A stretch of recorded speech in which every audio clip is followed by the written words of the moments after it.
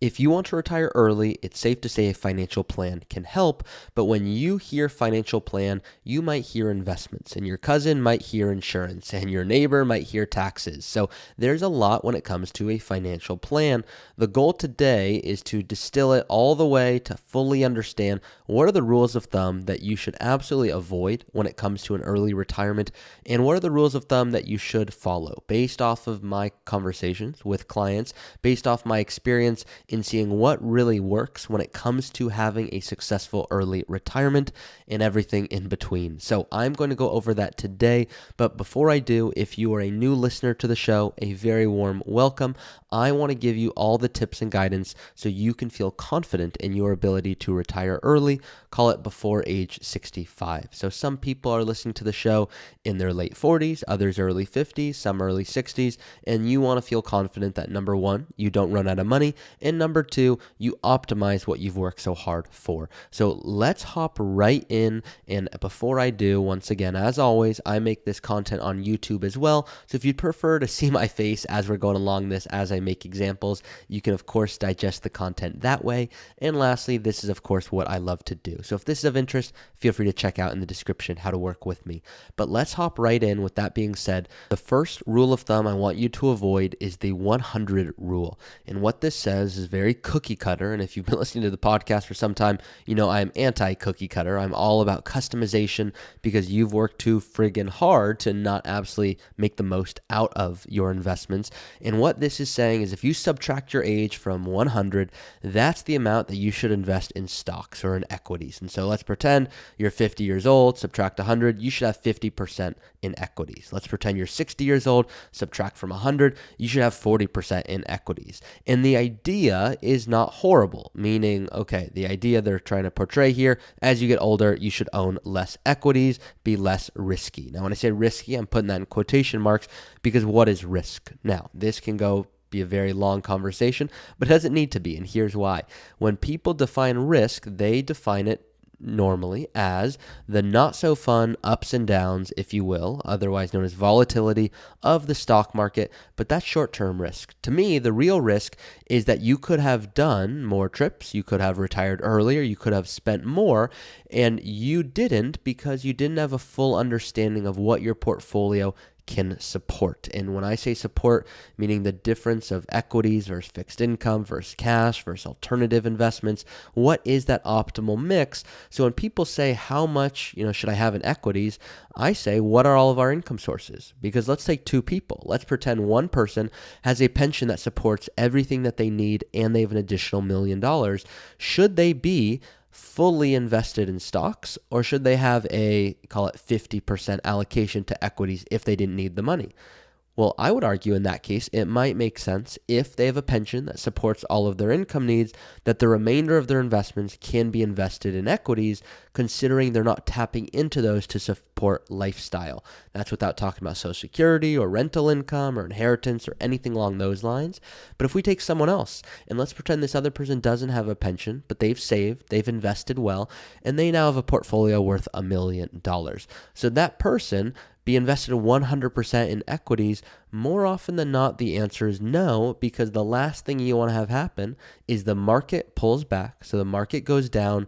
You need funds to live off of. And at this point, you have to sell funds at a loss. And that's what we want to avoid. And so when we look at good planning, it's not enough, in my opinion, to just say, okay, let's subtract our age from 100, and that's how much you should own, because it doesn't go deep enough. So that's number one. Number two here is that you need to save 10 to 15% of your income for retirement. Now, I'm all about an early retirement, not because I'm in love with the idea of retiring early, but because I truly am in love with the idea that you do not have to keep working if you don't want to. I am in love with the idea that if you wanted to retire earlier and spend more, wonderful. Here are the trade-offs to do that. Maybe it is saving more. Maybe it is investing differently. Whatever that trade-off is, it is my job to quantify that for my clients, because when people reach out and go, Ari, I don't know if I should keep saving. I don't know if I should do Roth or pre-tax, or I don't know what I should do when it comes to any any of my investment allocation.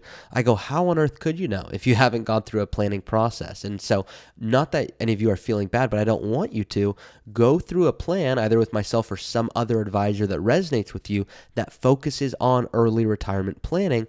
And so that first rule of thumb, subtracting from 100, I don't love it. The second one I don't love is save 10 to 15% of your income for retirement.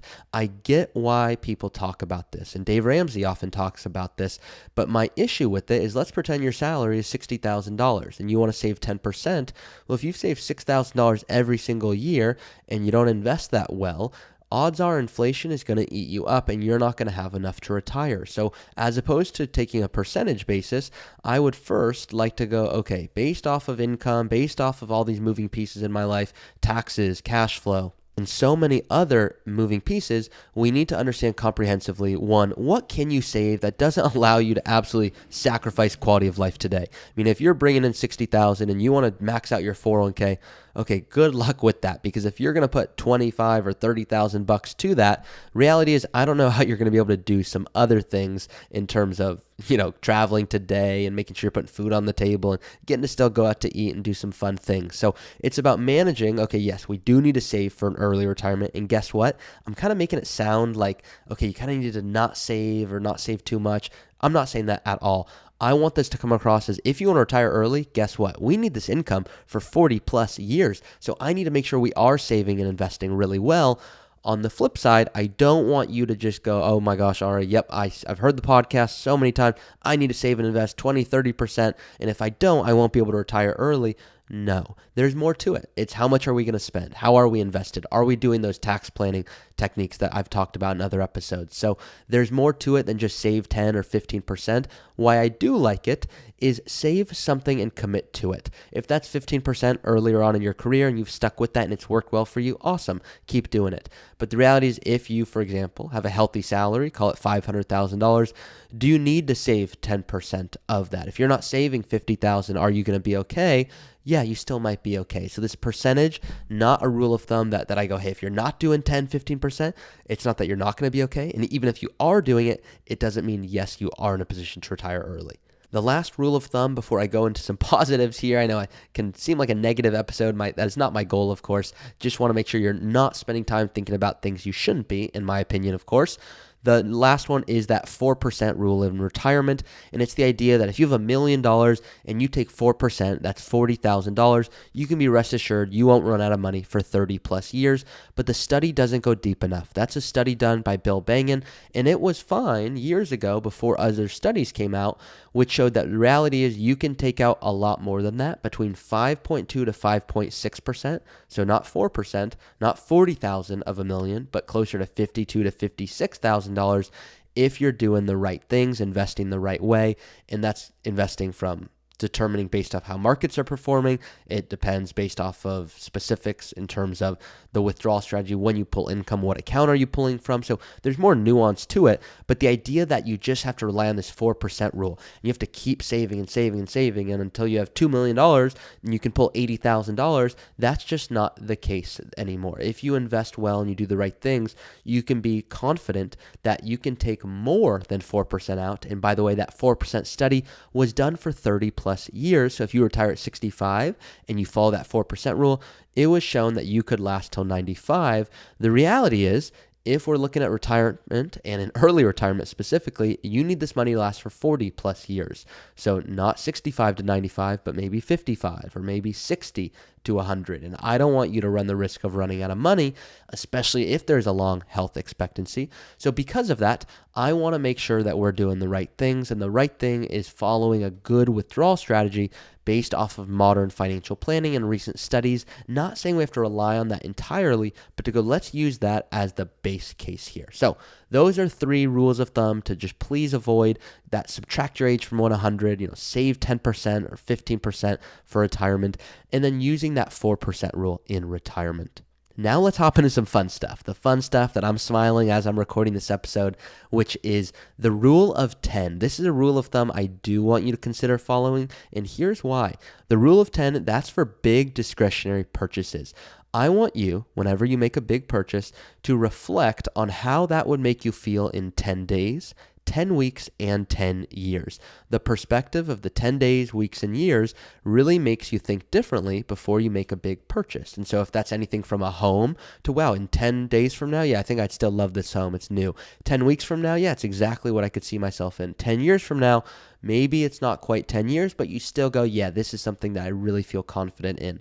With other things, maybe it's a boat. Maybe it's saying, hey, you know what, there's a trip I want to take. And more often than not, that trip, more people go, yes, that was an experience well worth doing. But before you make any individual big discretionary purchase, I like to just do a quick check-in, rule of 10. How will I feel? And this is more of a behavioral thing than anything else in 10 days, 10 weeks, or 10 years from now. The next one is regarding home payment. And so I believe that your mortgage, including taxes and insurance, should not exceed 30% of your gross monthly income.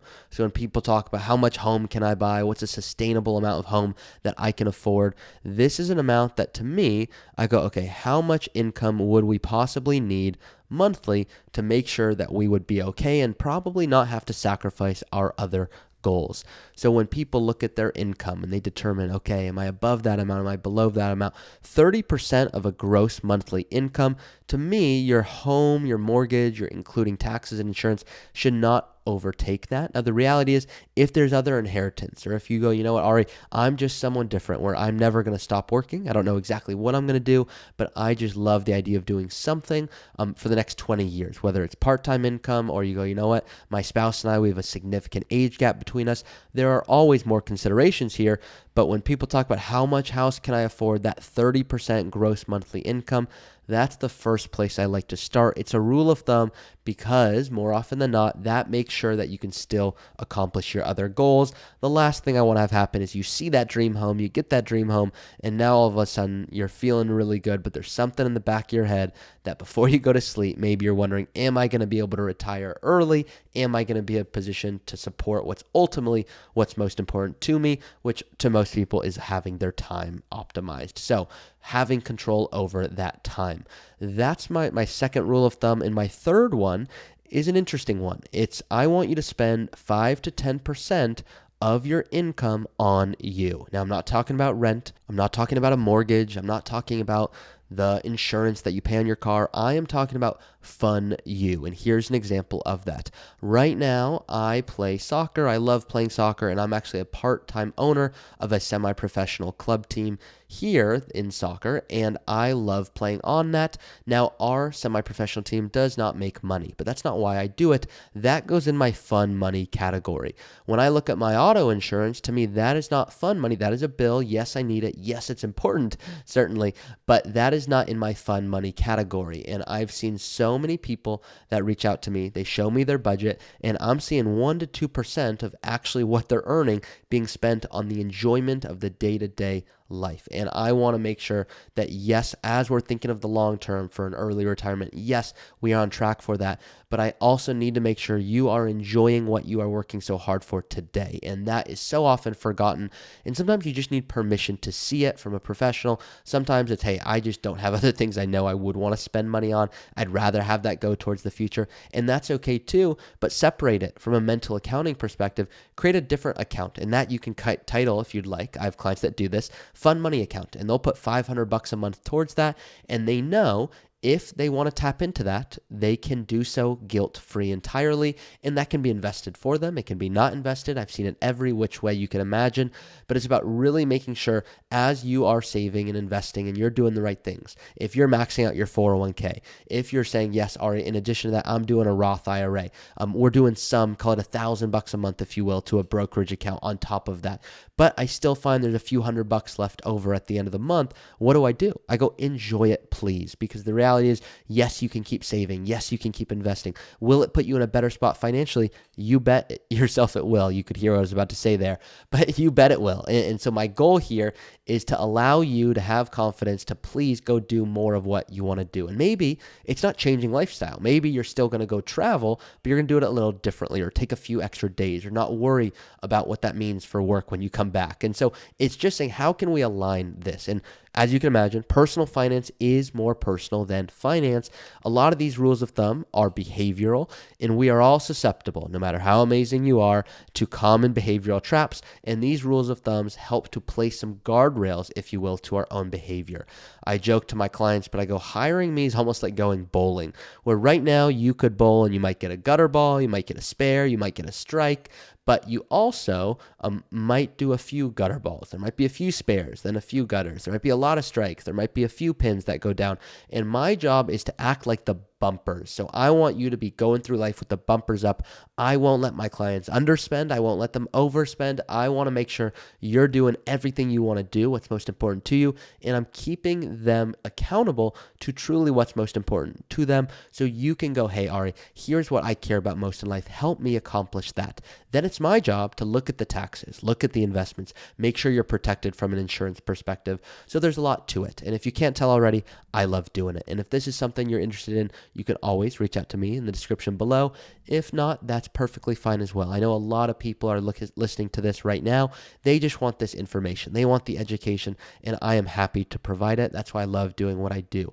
If that is you, I kindly ask that you leave a review if this podcast has been even remotely helpful, so I can make sure I can keep making this content for more people. So thank you all, and I'll see you next week. Thank you for listening to another episode of the Early Retirement Show. If you have a question that you want answered in a future episode, you can always go to my website, earlyretirementpodcast.com. That's earlyretirementpodcast.com, and you can go ahead and submit a question that I'll look to answer in a future episode. Thank you all for listening. Please do rate it, review it, and share it with someone who you think would benefit from this information, if there's anyone out there that you know. I certainly appreciate it, and I will see you all each week. Hey guys, it's me again. Please be smart about this. Nothing in this podcast should be construed as financial